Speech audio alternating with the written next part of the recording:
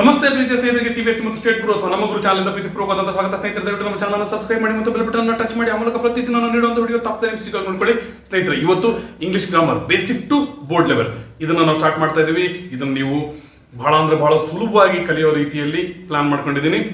Dear friends, you may be aspirants of civil service examinations or studying in state syllabus schools or Cbse syllabus schools, or some people may be there in that situation in which they speak English and then they can identify what is right and what is wrong, but they can't say why it is right and why it is wrong.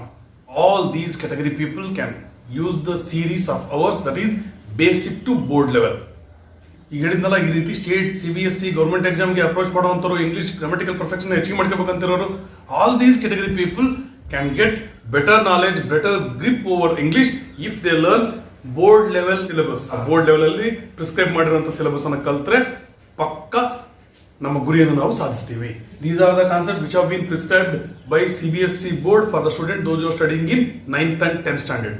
Though you are studying in lower classes, then also you must learn all these things, because how much you are going to score in 10th standard, it is going to matter a lot. ಅದಕ್ಕೋಸ್ಕರ 10th ನಲ್ಲಿ ನೀವು ಚೆನ್ನಾಗಿ score ಮಾಡಬೇಕಂದ್ರೆ lower class ನಲ್ಲಿ ಇದ್ರು ಸಹ ಇವಿಷ್ಟು concept ಅನ್ನು ಕಲಿಬೇಕು. ಇವಿಷ್ಟು ಕಾನ್ಸೆಪ್ಟ್ ಅನ್ನು ಕಲಿಬೇಕಂದ್ರೆ ಡೈರೆಕ್ಟ್ ಆಗಿ ಇವಿಷ್ಟು ಕಾನ್ಸೆಪ್ಟ್ ಅನ್ನು ಹೇಳಿದ್ರೆ ನಿಮಗೆ ಅರ್ಥ ಆಗಲ್ಲ. ಅದಕ್ಕೋಸ್ಕರ ಏನಂದ್ರೆ ಬೇಸಿಕ್ ಇಂದಾನೆ ಶುರು ಮಾಡ್ತೀನಿ. ಅದಕ್ಕಿಂತ ಮೊದಲು ಇವತ್ತಿನ ಎಪಿಸೋಡ್ ನಲ್ಲಿ ನಾವು ಈ ಗ್ರಾಮರ್ಗೆ ಎಷ್ಟು ಮಟ್ಟಿಗೆ ಮಾರ್ಕ್ಸ್ ಅಲಾಟ್ ಆಗಿದೆ ಅನ್ನೋದನ್ನ ನೋಡೋಣ. If we concentrate on state syllabus as well as CBSE syllabus, only 10 marks have been allotted for grammar. In the same way in CBSE also, grammar comes in writing part. In CBSE, 20 marks for reading. You have already learned in one episode in which you learned about unseen passages, factual as well as discursive passage. ಯಾವ ರೀತಿ ಅದನ್ನ approach ಮಾಡಬೇಕು ಅಂತ ಎಲ್ಲ ಹೇಳಿದೀನಿ. ಇದು ಮುಗೀತು 20 marks. 30 marks ನಲ್ಲಿ ಫಾರ್ಮಲ್ ಲೆಟರ್, ಇದಕ್ಕೆ ಸಹ ಸಪರೇಟ್ ಆಗಿ ವಿಡಿಯೋ ಮಾಡಿದೀನಿ, ಅದು ನೋಡಿದ್ರೆ ಅದನ್ನು ಮುಗಿದಿದೆ. ಜೊತೆಗೆ ಅನಾಲಿಟಿಕಲ್ ಪ್ಯಾರಾಗ್ರಾಫ್ ಅಥವಾ ಆರ್ಟಿಕಲ್ ರೈಟಿಂಗ್ ನಲ್ಲಿ ಏನೇನು ಹೇಳಿದ್ದೆ ಅವೆಲ್ಲವನ್ನು ಅಪ್ಲೈ ಮಾಡಿ ಬರೆಯುವಂಥದ್ದು. ನೋಡ್ರಿ, ಇವಕ್ಕೂ ಸಹ ಎರಡಕ್ಕೂ 10 marks ಈಚ್. ಹಾಗಾದ್ರೆ ರೈಟಿಂಗ್ ನಲ್ಲಿ ಉಳಿದಿರುವಂತ ಇನ್ನೊಂದು 10 marks ಏನಿದೆ ಅದೇ ಗ್ರಾಮರ್ ಇರುವಂತದ್ದು. ಅರ್ಥ ಆಯ್ತಾ ಸ್ನೇಹಿತರೆ? ನೋಡ್ರಿ, ಸ್ಟೇಟ್ ಅಂಡ್ ಸಿಬಿಎಸ್ಸಿ ಎರಡರೂ ಸಹ 10 marks grammar.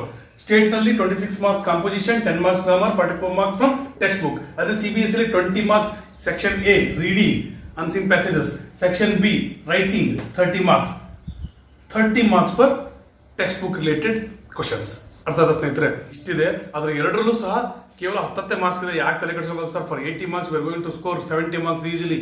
Why should we bother about grammar ಅಂತ ಅನ್ಕೊಂಡ್ರೆ ಅದು ತಪ್ಪಾಗುತ್ತೆ. Because though only 10 marks have been allotted for your grammar, but if you want to score well in all the categories, it may be composition, grammar, or textbook related question and answers, or reading, writing and textbook related question and answers, in almost all the things, if you are having better perfection over the grammar, then only you are going to score more number of marks.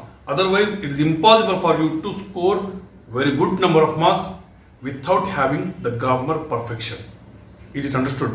Because of that only, without neglecting it, we have to learn.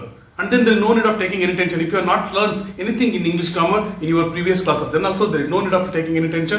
ನೀವು ಹಿಂದಿನ ತರಗತಿಗಳಲ್ಲಿ English grammar ಏನು ಕಲ್ತೇ ಇಲ್ಲ ಅಂತ tension ಮಾಡ್ಕೊಂಡು ಹೋಗ್ಬೇಡ್ರಿ. ಹೊಸದಾಗಿ ನಾವೇನಾದ್ರೂ ಇಂಗ್ಲಿಷ್ ಗ್ರಾಮರ್ನ ಕಲಿಬೇಕಂತ ಬಂದಿವಿ ಅಂದ್ರೂ ಸಹ ನೀವು ಟೆನ್ಷನ್ ಮಾಡ್ಕೊಂಡು ಹೋಗ್ಬೇಡ್ರಿ. ಯಾಕಂದ್ರೆ ನಾವಿಲ್ಲಿ ಬಳಸುವಂತ approach, our approach is simplest approach and then our approach is one of the easiest approach. ಹಾಗಾಗಿ ಇಲ್ಲಿ ನಾನು ಡೆಫಿನಿಷನ್ ಕಂಠಪಟ ಹಾಕೋದು, ಇನ್ನೊಂದು ಮತ್ತೊಂದು ಫಾರ್ಮಲ್ ವೇ ಆಫ್ ಟೀಚಿಂಗ್ ಇರಲ್ಲ. Only whatever is needed to learn the language, whatever is needed to score well in grammar or use the grammar perfectly, only those things will be concentrated. ಹಾಗಾಗಿ ಯಾವುದೇ ರೀತಿಯ ಭಯ ಇಟ್ಕೊಳ್ಳೋದು ಬೇಕಾಗಿಲ್ಲ.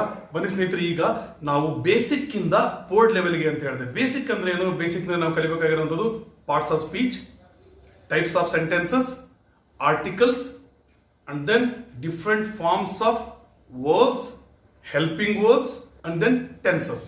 ಇದಿಷ್ಟು correct ಆಗಿ ಕಲ್ತ್ರೆ ಸಾಕು, ಬೇಸಿಕ್ ಕಂಪ್ಲೀಟ್ ಆಯ್ತು ಅಂತ. ಬೇಸಿಕ್ ಅನ್ನು ನಾವು ಒಂದು ವಾರದಲ್ಲಿ ಮುಗಿಸೋಣ. As will complete all these things within 1 week.